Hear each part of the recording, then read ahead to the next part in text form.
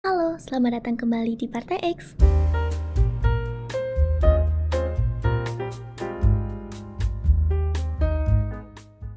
Bisa jadi crazy rich tanpa kuliah? DPR buktinya. Kalau urusan bikin undang-undang aja sering terasa jauh dari kebutuhan rakyat.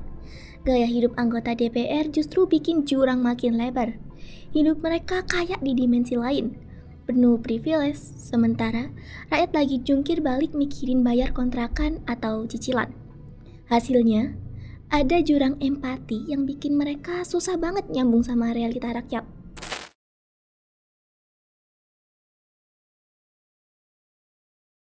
Menjadi anggota DPR ternyata paket lengkap dengan gaji dan tunjangan yang gila-gilaan. Total take home pay bisa tembus lebih dari 100 juta rupiah per bulan. Bayangin, itu 20-30 kali lipat gaji rata-rata pekerja formal. Yang paling bikin publik ngamuk, tunjangan perumahan sebanyak 50 juta rupiah per bulan. Alasannya sih rumah dinas udah gak layak. Tapi masyarakat jelas gak bisa terima. Apalagi mayoritas orang Indonesia cuma bisa ngimpi punya kontrakan 2-5 juta per bulan. Kontrasnya brutal banget. Rakyat hidup di UMR rata-rata 3,5 juta rupiah. Sedangkan wakilnya bisa ambil sewa rumah setara 14 kali lipat UMR. Orang jadi makin mikir, kerja DPR sepadan gak sih sama gaji segitu? Dan yang ironis, fasilitas mewah ini terus jalan di tengah pemerintah teriak-teriak soal efisiensi anggaran. Rakyat disuruh hemat, tapi wakil rakyat malah jor-joran. Yang bikin tambah nyesek adalah jadi anggota DPR gak wajib punya gelar S1 atau pendidikan tinggi. Bahkan kalau mau, gelar akademis pun bisa dibeli. Jadi, tanpa harus kuliah jungkir balik, tanpa harus mikirin skripsi atau biaya kampus yang mahal, mereka ini bisa duduk di kursi parlemen dengan gaji ratusan juta. Sementara jutaan anak muda yang sekolah mati-matian, ngutang demi ijazah, dan ujung-ujungnya kerja dengan gaji pas-pasan. Singkatnya, DPR versus rakyat tuh ibarat dua dunia paralel. Gaji ditambah tunjangan DPR sebanyak 100 juta rupiah lebih per bulan, setara 20-33 kali gaji rata-rata pekerja formal. Rakyat biasa 3-5 juta rupiah per bulan harus mikir mati-matian buat survive.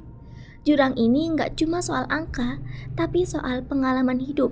Dan selama jurang empati ini gak ditutup, DPR bakal lebih mirip penjaga status quo ketimbang wakil rakyat beneran.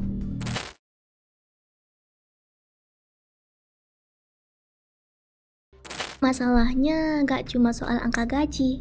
Banyak anggota dewan atau keluarganya malah hobi pamer kekayaan di media sosial. Flexing jadi semacam hobi.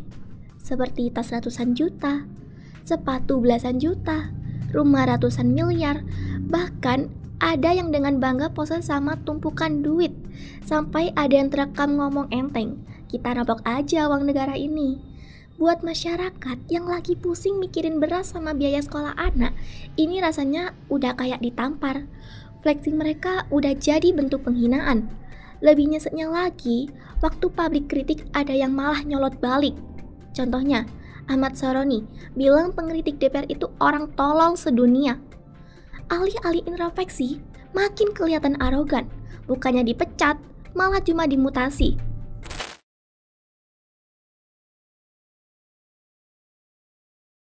Partai X menegaskan, bangsa ini tidak akan selamat jika kekuasaan hanya dijadikan alat mempertebal tunjangan.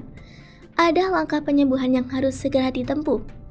Yang pertama, musyawarah kenegarawanan nasional oleh 4 pilar negara, yaitu kaum intelektual, kaum agama, TNI atau Polri, dan budaya, sebagai ruang persatuan visi bangsa untuk membuat desain struktur ketatanegaraan yang baru.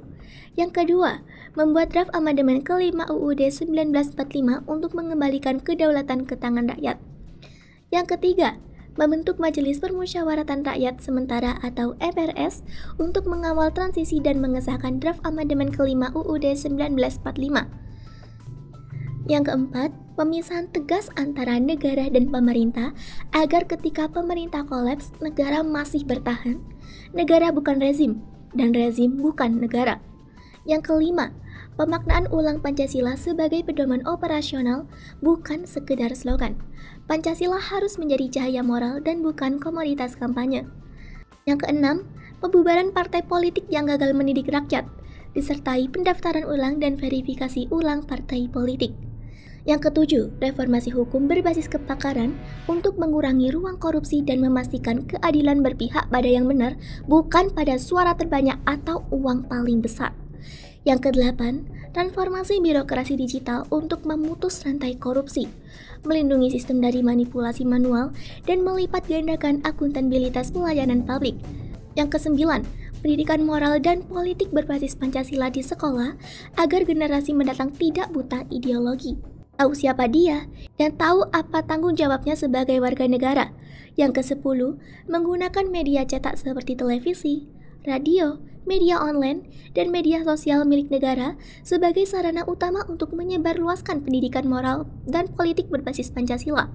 Dengan begitu, nilai-nilai Pancasila dapat menjangkau seluruh lapisan masyarakat secara luas dan konsisten, memperkuat kesadaran ideologi generasi muda, serta menanamkan rasa tanggung jawab sebagai warga negara. Bukan cuma DPR yang harus berubah, tapi seluruh sistem harus dibangun ulang untuk melayani rakyat, bukan untuk diri sendiri.